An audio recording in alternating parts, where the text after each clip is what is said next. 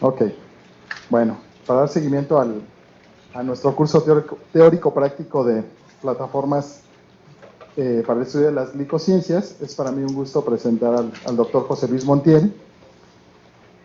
Y el doctor José Luis Montiel Hernández es biólogo egresado de la Facultad de Ciencias de la UNAM, estudió su maestría en Ciencias Fisiológicas en el Instituto de Investigaciones Biomédicas y el doctorado en Farmacoquímica Molecular en la Facultad de Farmacia de la Universidad René Descartes en París, Francia. Ha realizado 2 postdoctorados en el Departamento de Biología Celular del Instituto de Fisiología y en el Departamento de Medicina Molecular y Bioprocesos de aquí del IBT. Y imparte clases a nivel de licenciatura y postdoctorado, ha dirigido 20 tesis de pregrado y posgrado, dirigió una estancia postdoctoral por 2 años y actualmente dirige tesis de maestría, doctorado, licenciatura.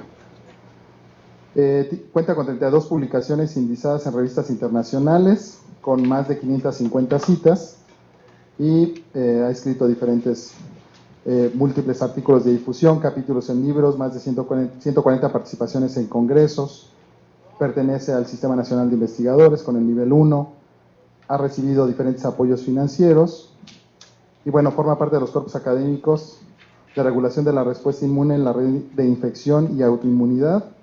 ¿Qué más? Con eso yo creo. De la red temática CEPROMED. Ok, bueno, pues muchas gracias, doctor. Muchas gracias, Antonio. Espero que me escuchen bien. Si no, levanten la mano cuando haya algún problema. Lo primero que quería preguntarles es, ¿quién ha hecho citometría de flujo? Finalmente, hay algunas cosas básicas que... ¿Sí me está escuchando?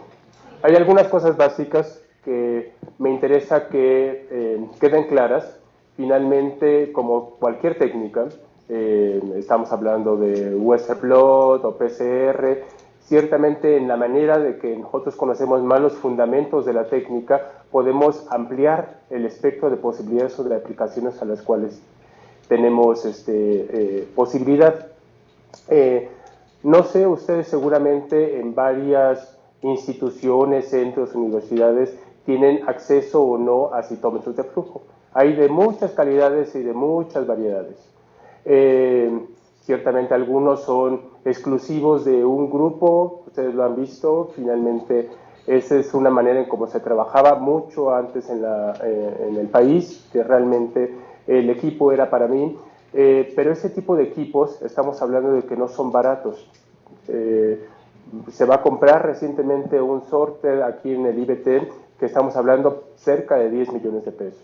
Entonces, ya no son el equipo exclusivo de una persona, sino estamos pensando en una unidad que dé servicio a mucha gente, usuarios internos que lo van a hacer, le van a hacer uso de manera continua o eventual, que como parte, digamos, de las estrategias experimentales que tienes para resolver una duda, vas a utilizar la citometría de flujo.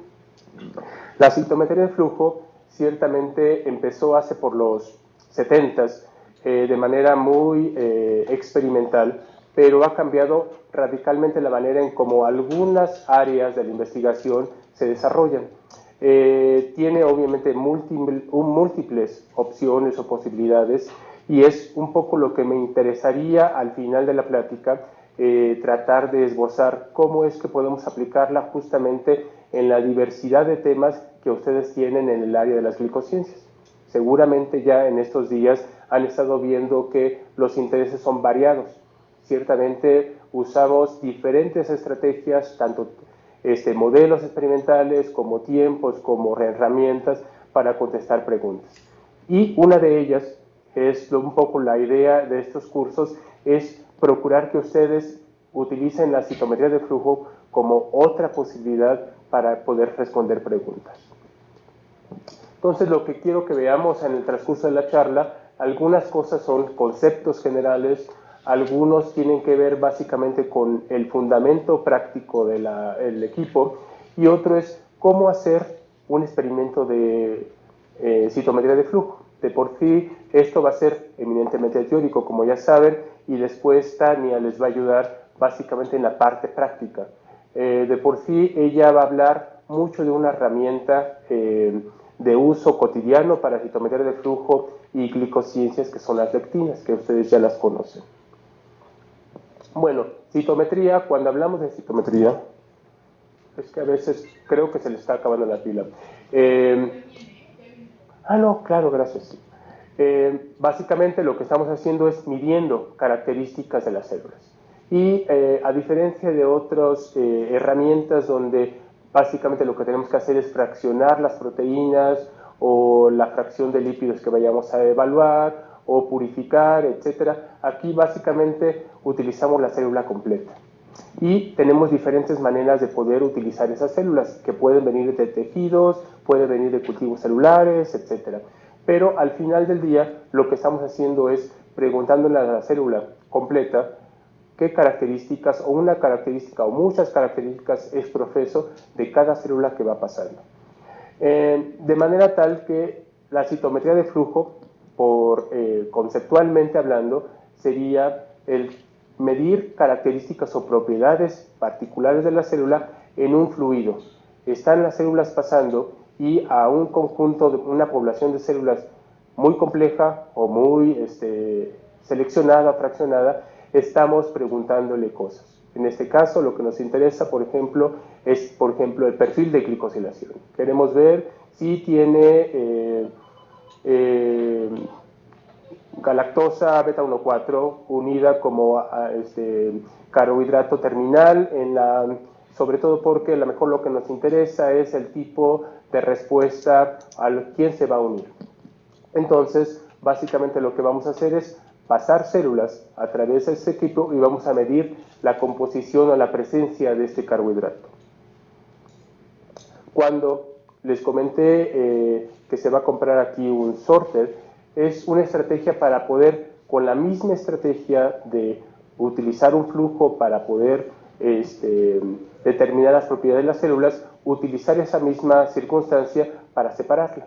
De manera tal que ahora lo que queremos es poder separar esa fracción de células que tiene una composición de carbohidratos particulares con respecto al resto y poder estudiarla de manera aislada, ya sea para cuestiones celulares, las podemos cultivar y preguntarles en ensayos biológicos algún aspecto en particular o incluso destriparla literalmente y hacer proteómica, hacer glicómica, etc. Hay diferentes estrategias, pero nada más con la composición y con las células particulares que nos interesan.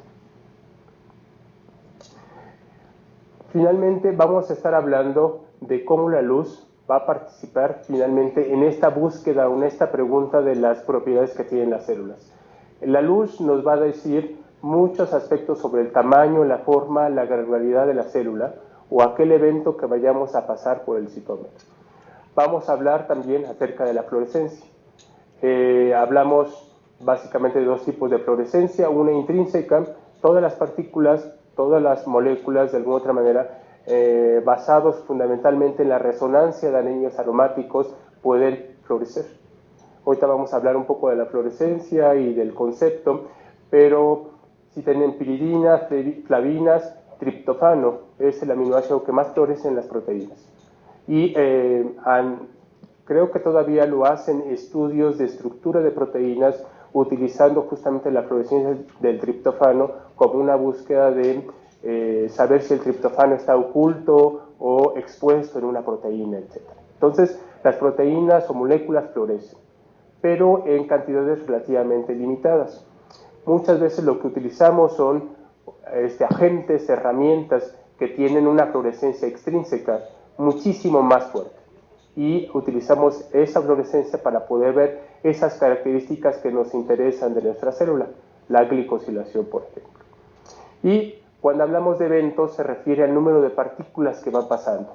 Esas partículas pueden ser como seguramente algunos de ustedes ya han trabajado en citometría, tan variadas y tan vastas como núcleos celulares, es decir, sencillamente podemos quitarle los núcleos y eso pasarlo en el citómetro, o podemos ver protozoarios o levaduras o amibas en el citómetro. Estamos hablando de magnitudes de diferencia enormes, en varias micras de diferencia. La citometría, como les digo, aparece por los 70s. Y aunque el principio o su evolución fue relativamente lenta al principio, después dio una explosión enorme. Muchas de las áreas, particularmente la que nos interesa a nosotros en el laboratorio, que es la inmunología, se vieron prácticamente el 60-70% de las investigaciones tiene que ver con alguna herramienta de citometría de flujo. Al día presente, por ejemplo, si buscan en PubMed, si ponen la palabra flow cytometry, van a encontrar algo así como 164,000 artículos referidos. Creo que estaba en esta. Sí.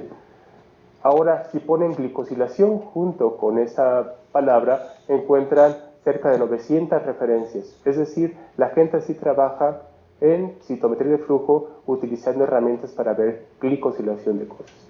Y vamos a mencionar esto al final, cómo es que nosotros podemos incluso proponer nuevas herramientas dependiendo del área y la pregunta que tengamos, ¿no?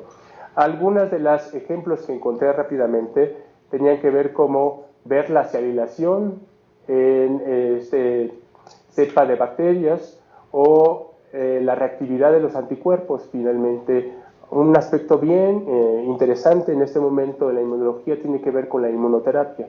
El uso de los anticuerpos como herramienta ya no necesariamente farmacológica, sino ya clínica. Como saben, los anticuerpos se glicosilan y dependiendo de la glicosilación tenemos diferentes ramas de posibilidades o de efectos biológicos. Entonces, la glicosilación sí es una parte de la glicosilación de los anticuerpos, es un aspecto bien importante para las industrias farmacéuticas. Podemos limitar o ver la expresión de glicositraterasas en procesos inflamatorios. Y estos tres artículos están utilizando herramientas de citometría. Pero sirve para eso y para más la citometría. Podemos ver el tamaño de las células. Podemos fenotipificar, que quiere decir ver antígenos o propiedades o moléculas en la superficie de esas células. Podemos ver muerte de las células. Alguna puede ser apoptosis, pero se puede ver piroptosis, necrosis, muchas formas en la medida en que tengamos marcadores de ese tipo de muerte celular. Se puede medir la producción de citocinas, como de citocinas, factores de crecimiento o otras moléculas presentes en el interior de la célula. Para eso, como haces fenotipificación, ¿verdad? No haces tinciones intracelulares. A veces. Pero podemos también no nada más ver el exterior de las células. Si hacemos hoyos adecuados, permeabilizamos las células, podemos ver también proteínas en el interior. Podemos ver la señalización en la célula. Finalmente, hay anticuerpos para ver fosforilación y, como seguramente ya saben, también hay modificaciones de glicosilación intracelular que de alguna otra manera se acompañan o son un aspecto de competencia con la fosforilación de salinas y treoninas, de manera tal que también estamos viendo cómo es que se afecta intracelularmente la comunicación. Podemos ver expresión de proteínas cuando tenemos un gen reportero, por ejemplo, proteína verde fluorescente, una manera muy rápida de poder evaluar qué tanto se está expresando la proteína que me interesa es pasarla al citómetro de flujo. Ya esa proteína florece, entonces en la medida en que tengamos mayor intensidad de fluorescencia o menor, podemos hablar del nivel de expresión de esa proteína. También podemos ver el ciclo celular. Básicamente lo que hacemos es medir el contenido de DNA. En base al contenido de DNA podemos saber si se encuentra en fase G1, NS, G2N. Podemos medir concentraciones de iones, por ejemplo calcio. Podemos ver la proliferación de las células en un cultivo determinado como un evento de activación biológica. Podemos medir actividad enzimática, la organización del citoesqueleto.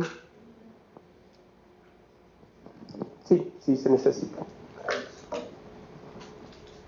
También podemos separar células, como les decía, etcétera, etcétera, etcétera. Entonces, esa herramienta, ciertamente, los límites que marca dependerán muchas veces de el grado de compromiso o el tipo de herramientas en las cuales tengamos. Y un poco lo que quiere hacer, no sé si sepan, existe un acuerdo o grupo de gente o de instituciones vinculadas a citómetros de flujo, que de alguna otra manera, ¿cómo se llama, Erika? No tiene un nombre, ¿verdad? Yo no recuerdo y tampoco lo pensé. Pero lo que queremos es que de alguna otra manera la gente, en lugar de estorbar para que no sea solamente propiedad de algunas instituciones o algunos grupos de investigación, sino que la gente utilice el citómetro de flujo. Hay muchos en México y están, yo creo que algunos de ellos muy subutilizados, prácticamente no los usa la gente. Y lo que se quiere con, por ejemplo, la Sociedad Mexicana de Inmunología, cotidianamente organiza clínicas, por ejemplo, de citometría, donde todos estos tipos de conceptos básicos, incluso procedimientos o problemas que se tienen comúnmente, se tratan de aprender. También hay cursos que se hacen en diferentes estados con la intención de que la gente participe, use el citómetro. En la medida en que se usen los citómetros, ciertamente va a haber más posibilidad, primero, de que la gente conozca la técnica, segundo, de que haya más conocimiento y comunicación o colaboración entre la gente, y tercero, también obviamente hay un interés mayor por tener unidades de concentración de citómetros. Hay una unidad de citometría, por ejemplo, en el CIMBESTAB, muy buena, por cierto. Va a haber una en la UNAM, en biomédicas, y también va a haber una pequeña unidad de citometría aquí en el IBT. La intención es justamente que la gente lo utilice. Bueno, lo que vamos a ver en estos 40 minutos básicamente tiene que ver con cómo se detecta la fluorescencia, cómo se dispersa la luz y qué utilidad nos dice o qué información nos da sobre las células, cómo se ocasiona o cómo podemos o cómo han ideado la gente para poder forzar a que las células de manera no agresiva se queden alineadas y puedan ser entrevistadas, digamos, por el rayo láser, cómo se da una separación electrostática de las partículas y la parte como que más complicada muchas veces de la citometría no es realmente ni el procedimiento de las células ni el adquirir los eventos o el pasarlos por el equipo, sino muchas veces el análisis hasta el final. Una vez que ya tenemos los resultados, cómo darle una validez o una significancia. Seguramente han visto esto en sus clases de secundaria. Cuando hablamos de la absorbancia, se refiere a que la luz incide sobre una celda y básicamente se recupera una luz que atraviesa, esto le llamamos, ¿cómo se llama? Transmitancia, mientras que hay una parte de la luz que se absorbe por la muestra. Depende finalmente de la composición, depende de la concentración, etc. En el caso de la fluorescencia, estamos hablando de un elemento diferente. Básicamente lo que vamos a tener es un haz de luz que incide sobre un átomo. Ese átomo inicialmente va a excitarse. Después de un tiempo determinado, esta misma excitación finalmente va a regresar a su estado basal el átomo, pero va a donar o va a segregar la luz o la energía que obtuvo durante ese instante, pero debido al... se va a liberar una serie de energía en el espacio de manera tal que ya no va a tener la misma longitud de onda ni la misma cantidad de energía. De manera tal que la energía que inicialmente él recibió va a mandarla como luz después átomo, pero con una energía menor. De manera tal que va a cambiar la longitud de onda. Ese cambio entre la intensidad inicial de recepción de la energía y la liberación posterior cuando regresa a su estado basal el átomo es lo que llamamos fluorescencia. De manera tal que esa fluorescencia es lo que nos va a servir muchas veces para poder evaluar las características o propiedades de la partícula o de la célula en cuestión. Y bueno, obviamente hay muchísimos tipos de fluorescencia. Al principio, ¿estás preguntando algo? No. Ok.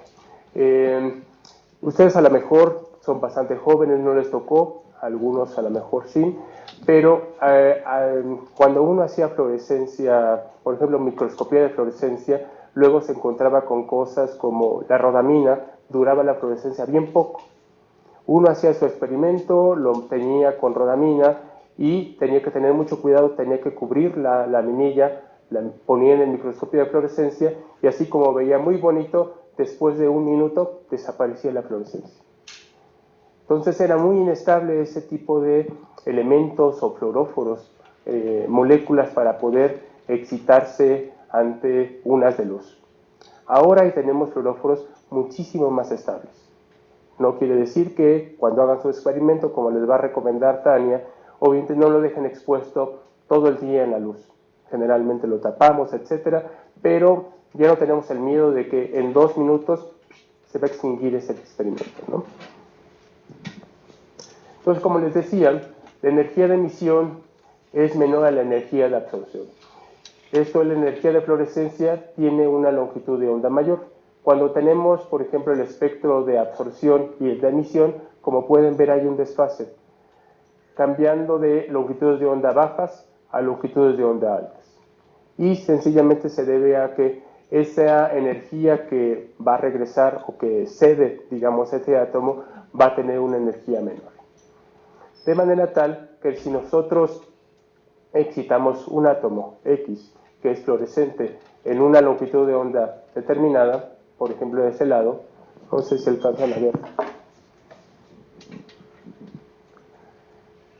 alcanzan a ver, excitamos una molécula en esta longitud de onda, la fluorescencia la vamos a regresar o la vamos a observar en una longitud de onda mayor, que tiene menor energía. Hay fluoróforos, como les decía, intrínsecos, ya vinculados a la estructura misma de la molécula. Generalmente, como saben, el triptofano, por su anillo aromático, tirosina y filananina también fluorescen, pero en cantidades mucho menores al triptofano. Algunas piridinas o dinucleótidos como NADH, FAD, flavina, clorofila, etc., pueden florecer de manera intrínseca. Pero otros, generalmente aquellos que están utilizados como herramientas para la fluorescencia, generalmente nosotros los tenemos que agregar a las células.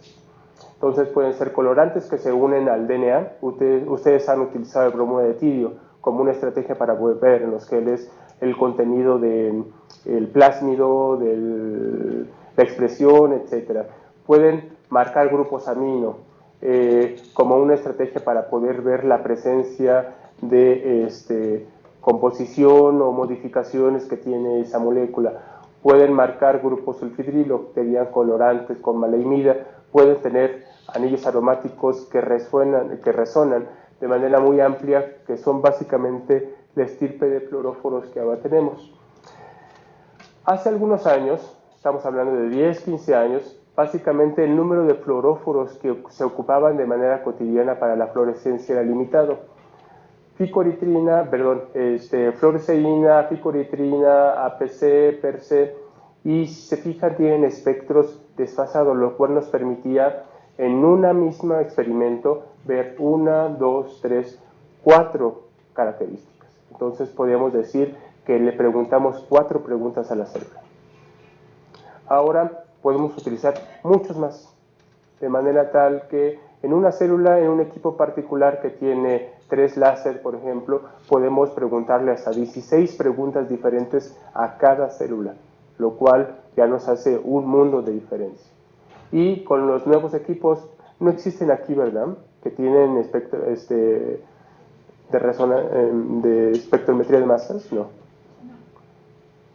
Se supone que se pueden incluso ver hasta 40 características diferentes.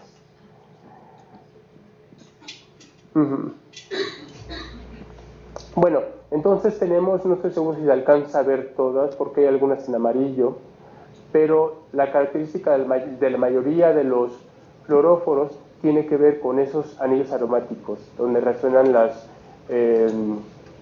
la energía y nos da justamente una gran presencia o una gran energía de fluorescencia. Y es lo que va a registrar el aparato. Cuando hacemos un experimento, básicamente tenemos una luz de un rayo láser. Básicamente el interés de que sea un rayo láser, como saben, es que toda la luz que va a incidir sobre esa célula, sobre esa partícula, etcétera, tenga exactamente la misma longitud de onda. De manera tal que tenemos una célula que muchas veces, para poder ver una característica precisa, utilizamos un anticuerpo, o en el caso de, por ejemplo, carbohidratos, podemos utilizar una lectina, que sabemos que tiene una afinidad y especificidad particular por ciertas composición y configuración de los carbohidratos. Y si está acoplada a un fluoróforo, como en este caso fluoresceína, podemos generar fluorescencia. Y lo que obtenemos es una fluorescencia con una longitud de onda diferente. Básicamente es lo que va a hacer el aparato, nos va a decir cuánta fluorescencia hubo en esta célula que entrevistó. Y como sabemos, la fluorescencia va a estar relacionada con cuánta o la composición o los niveles o la presencia sencillamente de aquel carbohidrato o de aquella proteína en la célula. De manera tal que nosotros ponemos en un tubito las células, tienen que estar en suspensión.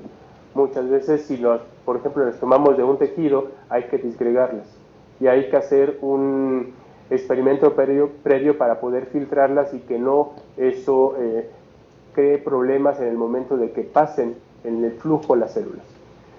Pero ya teniendo las células aquí, básicamente el rayo láser va a entrevistar a cada una de ellas. Y estamos hablando de que le pregunta, o la velocidad de paso de las células puede ser rapidísimo, unas 1000, 2000, 5000 células por segundo. Y a cada una de ellas vamos a darnos un espectro de fluorescencia con los diferentes canales que tenemos, de manera tal que vamos a poder saber de esas 10.000, 20.000 células que vamos pasando, cuáles sí y cuáles no tienen la composición, por ejemplo, de carbohidratos seleccionada. Aquí lo que me interesa marcar es el hecho de que si tengo dos fluorescencias, quiere decir que a lo mejor habría dos moléculas presentes en la célula. Cuando tengo mucha más fluorescencia, querría decir que tenemos muchos eventos en la célula. Esto nos habla de cómo la intensidad de fluorescencia puede ser un parámetro para medir los niveles o cuantificar de manera relativa la presencia mayor o menor de aquella molécula que estamos viendo, sobre o dentro de la célula. Básicamente hay 5 elementos necesarios en el instrumento como tal. Lo que nos interesa es que las células vayan bien alineadas. Otra, como les decía, generalmente estamos hablando de que tienen que tener una fuente de energía muy homogénea, con una sola longitud de onda, y en el caso de poder ver más fluoróforos, necesitamos no un rayo láser, sino varios rayos láser, de manera tal que puedan impactar a diferentes longitudes de onda, excitando diferentes fluoróforos. Obviamente necesitamos un fluoróforo, que es la medida, la herramienta que nos permite tener el grado de fluorescencia que nosotros requerimos para poder ver. Necesitamos filtros de longitud de onda que nos permitan separar los diferentes canales que vamos a evaluar. Un detector que registre obviamente los fotones y que los convierta en una señal electrónica, que es lo que últimamente vamos a ver en nuestra computadora, como un trazo mayor o menor en el caso de la fluorescencia. Básicamente se puede dividir el equipo en 3 partes. Una es la parte de fluidos, que es lo que vamos a empezar a ver, otra es la parte óptica y al final la parte electrónica. Ciertamente la parte electrónica es lo que menos sé.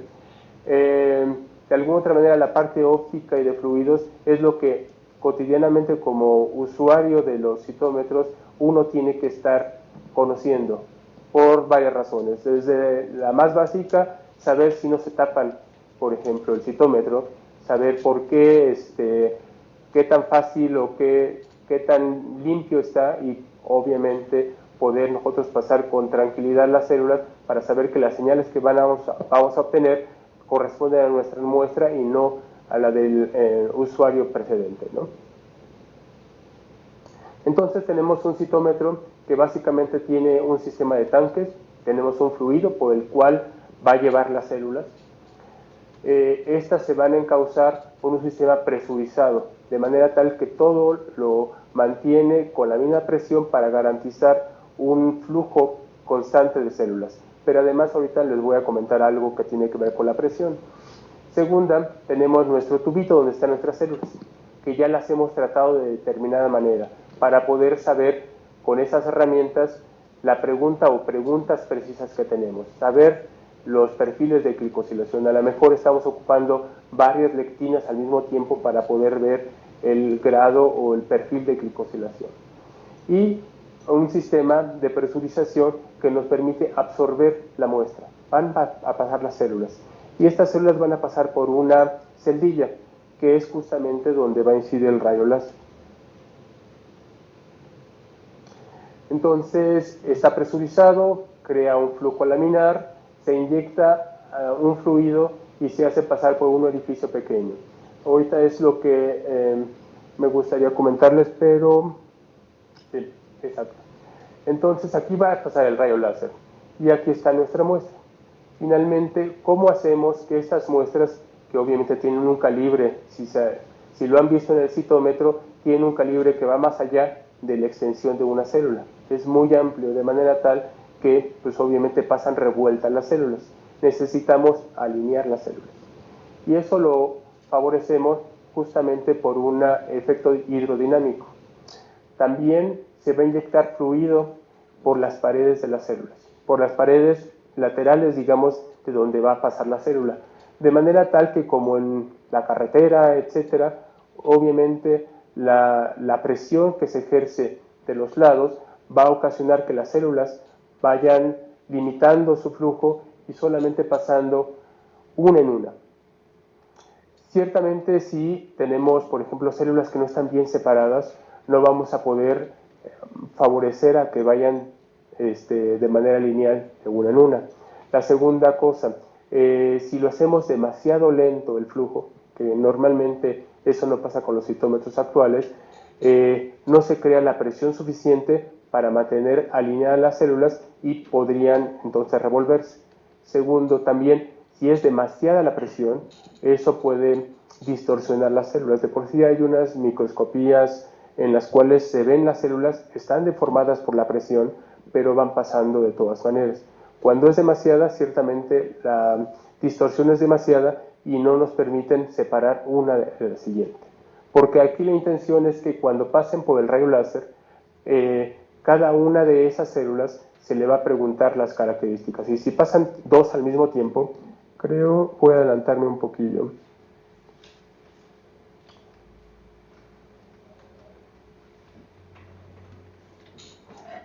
Si pasan dos al mismo tiempo, ciertamente tenemos una fluorescencia. El resultado lo tenemos, pero ya sabemos que